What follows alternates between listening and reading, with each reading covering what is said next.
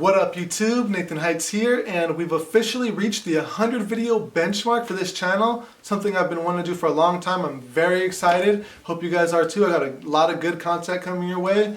Hoping to hit 5,000 subscribers by the end of this year, so subscribe to this channel if you're a fan of my videos. With that being said, today we're going to be covering acquiring a language versus learning a language. I know you always hear people saying, I want to go to the country and just pick the language up, I want to acquire it. You know, I don't want to study textbooks. And I'm here just to give some clarity to these ideas, okay? Acquiring a language versus learning a language. This comes down to a basic psychological principle, which is the two-track mind, the dual processing of the brain, right? Put in layman's terms, this is the subconscious versus the conscious. The subconscious being acquiring the language and the conscious being the studying of the language, okay? Fluid memory, acquiring a language, and solid memory, which would be the studying of the language, okay? And where fluency is, how you achieve fluency is by reaching a high enough level in both of these aspects to where they're equal, right? So just so that you can understand what an example of high learning, no acquiring would be is someone who gets straight A's on their tests at school. They can write a paper, let's say in Spanish, but when it comes to conversation, they're always doubting themselves, they're always correcting themselves, they're always like just super like scared to speak because they don't want to make a mistake, they're too conscious of it. That's because they have really high concrete solid memories, but no fluid memory. Their acquisition is weak, okay? So acquisition is achieved through comprehensible input. The reason a baby can acquire a language without ever studying it is not because he's some super motherfucking special being, right? It's because he has comprehensible input from birth, okay?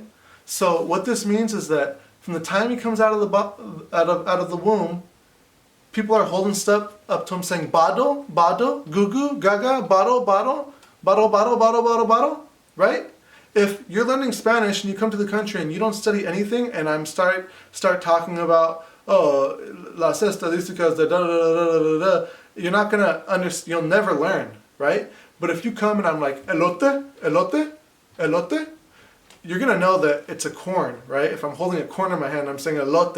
It doesn't take a rocket scientist to understand these principles, right? So that is why babies can acquire the language. They don't have to study, because people see the baby, they see the child, and they talk to it at the level that they believe that it will understand, or at least just the most simplest form of the language, right?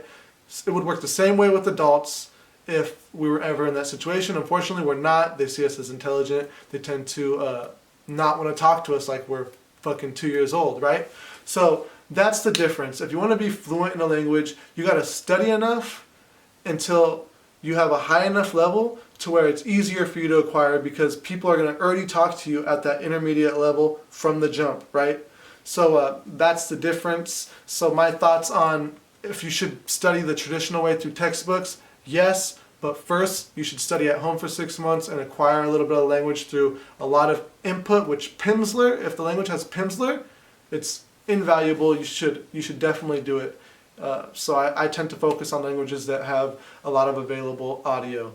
So with that being said, hope this video brought some clarity to your life.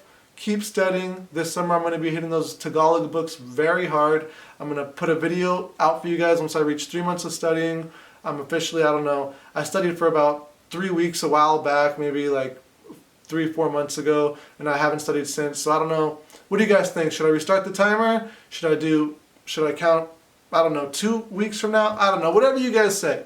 Just go ahead and comment below what you guys think about this video. What are your thoughts on acquiring a language versus learning a language? You guys already know my thoughts.